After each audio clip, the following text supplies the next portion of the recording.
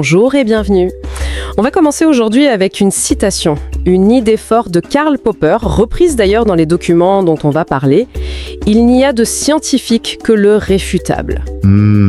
Ça plante bien le décor, je trouve. La critique, le débat, c'est pas juste normal, c'est essentiel pour avancer.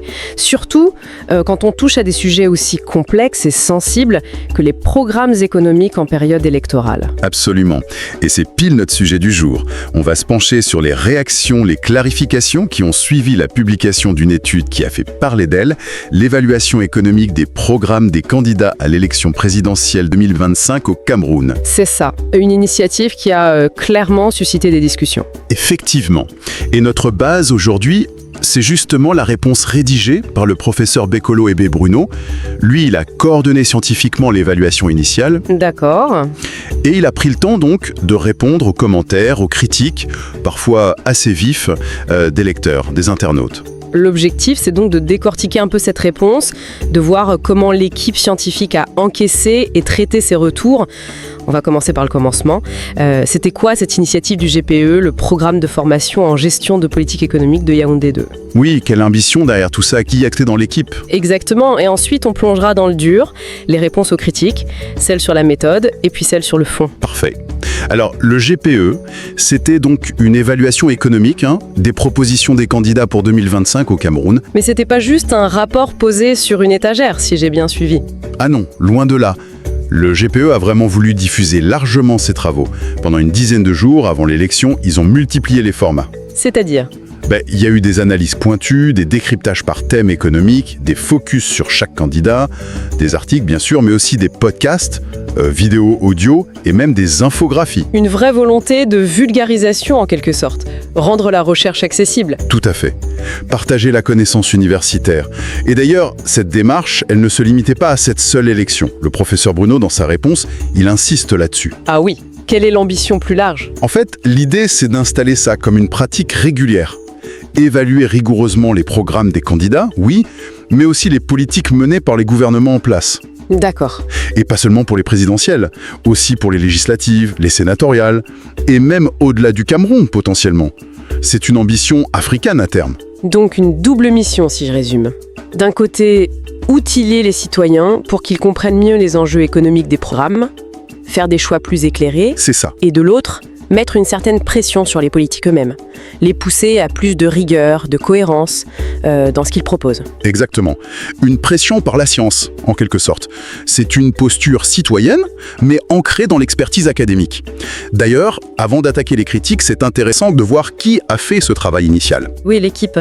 Le professeur Bruno en parle dans sa réponse. Sans faire une liste interminable, qu'est-ce qui est marquant dans la composition de cette équipe ?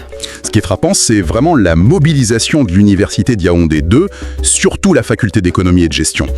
La supervision administrative, c'était la directrice du GPE elle-même, professeure Viviane Ondoa-Bioulé, avec d'autres professeurs importants. La coordination scientifique, c'était le professeur Bekolo Ebe Bruno. D'accord, du lourd. Et puis l'équipe technique. Des maîtres de conférences, des profs titulaires et aussi des doctorants, des assistants de recherche. Bref, une belle concentration d'expertise économique. Ça pose le cadre et le sérieux de l'affaire. Alors, venons-en aux réactions. Les critiques. Commençons par la méthode, un classique. La longueur du document, 100 pages, ça a fait réagir. Oui, le fameux « trop long, on lira pas ». Le professeur Bruno, il répond qu'ils en étaient conscients. Et il rappelle qu'il y avait un résumé exécutif en français et en anglais dès le début. Pour avoir l'essentiel rapidement. Voilà, ce résumé donne les points clés. Le contexte, les objectifs, la méthode, les résultats. Et aussi, c'est important, il annonce clairement les limites de l'exercice. Ah oui ? Oui, les auteurs précisent bien que l'analyse ne prétend pas capter toute la complexité. C'est honnête. Donc aucune réponse assez pragmatique. Il y a la synthèse pour les pressés, mais la rigueur demande du développement. Et de la transparence sur les limites. Autre critique méthodologique, le temps. La période d'analyse jugée trop courte. Effectivement. Et là, la réponse est intéressante. Parce qu'il valide la critique, en fait. Ah bon ? Oui, le professeur Bruno reconnaît, et il dit que l'équipe le savait déjà, qu'une période plus longue aurait été mieux, ça aurait permis d'affiner, et peut-être même, ça aurait pu servir aux candidats eux-mêmes pour ajuster leurs propositions en cours de route. C'est une autocritique assez franche, alors ? Oui, pas de déni. Il présente ça comme un engagement moral pour les prochaines fois. Apprendre de cette expérience pour améliorer la méthode, élargir peut-être un peu le champ au-delà de l'économie pure. C'est le défi, j'imagine. Concilier le temps politique, toujours rapide, et le temps de la recherche, plus long. Exactement, c'est un vrai numéro d'équilibriste. Toujours sur la méthode, le professeur Bruno soulève un point que les critiques n'avaient pas forcément pointé du doigt, mais qu'il trouve important. Le positionnement épistémologique et scientifique. C'est un peu technique, ça veut dire quoi ? Plus simplement, il admet qu'ils auraient dû mieux expliquer pourquoi ils ont choisi cette approche, l'approche économique, pour évaluer les programmes. D'accord. Quelles étaient les autres options? Une analyse plus juridique, plus science politique. Et surtout, quelles sont les limites de ce choix économique? Par exemple ? Par exemple, l'économie raisonne souvent toutes choses égales par ailleurs. Du coup, on peut sous-estimer l'impact de facteurs cruciaux comme la qualité des institutions, la corruption, ce genre de choses. Donc, il reconnaît qu'à l'avenir, il faudra mieux justifier le cadre théorique, les hypothèses. Et il situe aussi leur travail dans une tradition de recherche plus large, c'est ça ? Oui, tout à fait. Il rappelle que cette idée d'évaluer économiquement le politique, ce n'est pas nouveau. Ça remonte aux années 70 avec des économistes comme Stigler, Nordhaus. Le cycle politico-économique, tout ça. Voilà la théorie du choix public. Il donne même l'exemple du chiffrage du programme commun en France avant 81. L'idée, c'est de montrer que ce n'est pas sorti de nulle part. Ça s'appuie sur des outils éprouvés, mais appliqués au contexte camerounais et au débat africain sur la gouvernance, le développement. C'est ça. Légitimer la démarche scientifiquement, tout en étant clair sur le fait que l'économie n'explique pas tout. Bon, si la méthode a donné lieu à des échanges constructifs, les critiques sur le fond, elles, ont été plus passionnées, on va dire. Il y a eu cette accusation de biais politique, notamment. Oui, un point sensible. Le professeur Bruno répond très directement. Un commentateur a sous-entendu que, comme la directrice du GPE appartiendrait au parti au pouvoir, l'étude aurait favorisé le sortant. Et la réponse ? Il qualifie ça de procès d'intention et même de terrorisme intellectuel. C'est fort. Quels sont ses arguments pour contrer ça ? C'est important de voir la distinction qu'il fait. Il a plusieurs arguments. D'abord, il dit que l'accusation sur l'appartenance politique n'est pas prouvée. Ensuite, même si c'était vrai, ça ne disqualifie personne de participer à un travail scientifique. L'opinion, elle doit être confrontée aux faits, pas aux insinuations. D'accord. Et troisièmement, le point crucial, la directrice, elle assurait une supervision administrative. Ce n'est pas elle l'auteur principal de l'analyse. C'est l'équipe scientifique, les coordinateurs, les techniciens qui a fait le boulot et qui engage sa crédibilité. On voit bien la ligne. Critiquer les idées, oui, c'est le jeu de la science. Attaquer les personnes ou leurs intentions supposées, non, ça sort du débat. Exactement. Le principe de Popper. Toujours. Venons-en à une autre critique de fond majeure, celle-là. L'impression que l'étude n'a pas assez pris en compte le bilan historique du pouvoir en place. Ce qui aurait favorisé le statu quo, voire fait du marketing du statu quo. Ça, c'est sans doute la critique de fond la plus importante. Et la réponse du professeur Bruno est intéressante, nuancée, en deux temps. Alors, premier temps. D'abord, il dit « Non, on n'a pas ignoré le bilan ». Il rappelle que la première partie du document, le contexte et cadre d'analyse, se basait justement sur des données chiffrées, de l'INSEE, de la BAC, du FMI, de la Banque mondiale, pour faire un diagnostic macroéconomique. Et ce diagnostic, il était plutôt positif ou négatif pour le pouvoir ? Plutôt critique en fait. Le document pointait une croissance modérée, mais surtout fragile, trop basée sur un secteur tertiaire peu productif, le fameux tertiaire du pauvre. Pas assez d'industrie, d'agriculture moderne. Il notait un déficit extérieur chronique, signe concret peu de valeur ajoutée localement.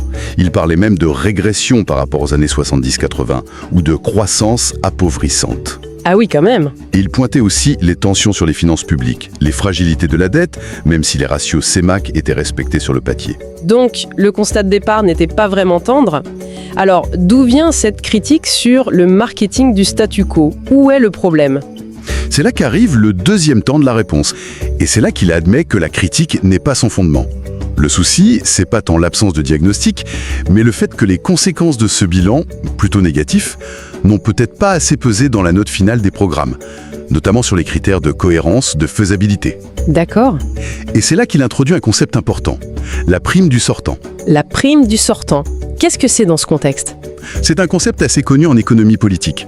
Ça veut dire qu'un gouvernement en place a des avantages objectifs quand il prépare son programme. Lesquels? Il a accès à toute l'expertise de l'administration, aux données fines, souvent aussi à l'aide technique des institutions internationales, FMI, Banque mondiale, via les conditionnalités de leurs prêts. Ah oui. Résultat battant. Sur le papier, le programme du sortant peut sembler plus détaillé, mieux chiffré, plus réaliste ou cohérent selon certains critères techniques. C'est un avantage structurel en fait, qui peut fausser la comparaison avec les challengers qui n'ont pas les mêmes moyens. Exactement. Et le professeur Bruno reconnaît que ce biais potentiel, cette prime, aurait peut-être dû être mieux contrebalancé. Comment? En donnant plus de poids au bilan historique, le passif accumulé, mais aussi les réussites éventuelles, dans l'évaluation globale de la crédibilité du programme du sortant. Il assume que leur analyse a eu cette limite, en partie à cause du manque de temps, dit-il. Il nuance quand même ce point, non? Il dit que l'analyse par secteur a permis de relativiser un peu cette prime. Oui, c'est une nuance importante. Il souligne que si on regarde les notes par thème, la gouvernance, l'environnement, la diversification économique, certains concurrents obtenaient des scores très bons, parfois meilleurs que le sortant. Ah d'accord. Donc l'avantage structurel du sortant ne s'est pas traduit par une domination totale dans leur évaluation. Le tableau était plus contrasté que ça. Une dernière critique de fond. Le choix d'utiliser la Stratégie nationale de développement 2030, la SND 30, comme référence pour le programme du parti au pouvoir. Pourquoi ce choix et comment il le justifie? La justification est assez simple. La SND 30, c'est le document officiel assumé par le gouvernement. C'est leur feuille de route, donc c'était logique de partir de là pour évaluer leurs propositions. Logique. Mais s'ajoute-t-il, ce choix renforce justement l'idée qu'il faut aussi évaluer la mise en œuvre de cette stratégie, son bilan réel. Il donne l'exemple de la note sur le secteur financier où, dit-il, l'évaluation tenait déjà compte de certaines limites de faisabilité vues sur le terrain. Très clair. Bon, si on essaie de synthétiser un peu tout cet échange entre l'équipe et ses critiques, qu'est-ce qu'on retient? D'abord, l'initiative elle-même. Ambitieuse, le GPE qui veut élever le débat économique en période électorale avec une analyse rigoureuse. Ensuite, la réaction à la critique. Plutôt bien accueillie, vue comme normale, voire utile pour la science. Fidèle à Popper, quoi. Et sur les réponses elles-mêmes, les points clés? Des clarifications sur la méthode A. La longueur, le temps court reconnu comme limite, le besoin de mieux expliquer le cadre théorique. Sur le fond, rejet net des attaques personnelles, mais reconnaissance nuancée de la critique sur le bilan, avec cette explication de la prime du sortant et la justification de l'usage de la SND 30. Ce qui ressort aussi, c'est cet engagement à continuer, à améliorer l'exercice, tenir compte des retours, peut-être l'ouvrir à d'autres disciplines. Surtout, mieux intégrer le bilan passé. Il y a même un regret, non ? Que le timing n'ait pas permis aux candidats d'utiliser l'analyse plus tôt. Oui, c'est une posture assez saine, je trouve. Défendre le travail fait, mais rester ouvert à l'amélioration, reconnaître les limites. La réponse finit d'ailleurs par remercier les lecteurs pour leur contribution au débat et l'université pour avoir permis ce travail indépendant, tout en assumant la responsabilité du résultat, forces et faiblesses comprises. Une démarche académique classique, somme toute, mais sur un sujet brûlant. Pour finir, et pour ouvrir la réflexion, une question me vient. Face à tout ça, les promesses, le bilan, cette fameuse prime du sortant, comment nous, citoyens, on peut faire pour évaluer la crédibilité des offres politiques? Sans être expert en économie, j'entends, hein. Vaste question. Ou, pour la voir sous un autre angle, quel rôle pour les universités, les centres de recherche?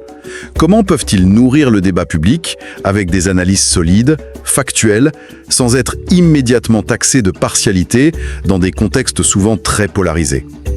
C'est un équilibre difficile à trouver, c'est certain.